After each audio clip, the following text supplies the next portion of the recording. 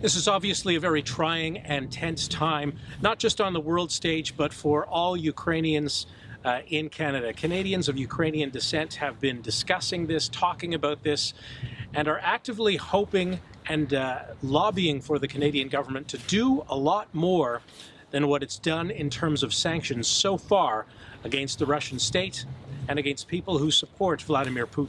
We're a little bit disappointed in this kind of trickle approach. You know, they do something, we're going to do some sanctions. Okay, well, you do something worse, we're going to do even worse sanctions. Now, as they've done for many weeks, Canadians of Ukrainian descent held a major rally outside the consulate for the Ukrainian government here in Toronto. They basically called on the Canadian government to do a lot more than it's done so far. They've also shared some of the stories and concerns that they've had for family back home. Here's what some of them had to say at that rally.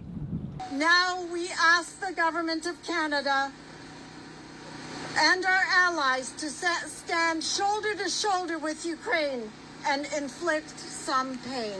We need to pull the licenses of Russian state media in this country. We cannot allow RT in English, in French, Planeta RTR, RTVI to continue polluting our airwaves with disinformation and lies.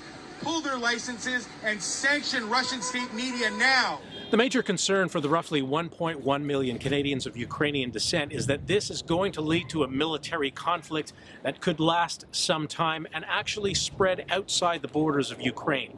They're hoping that that is not the case, but their reading of the situation that's been tense for many, many years is that this could be inevitable. We just pray that something will give and we really don't have to deal with the worst possible scenario.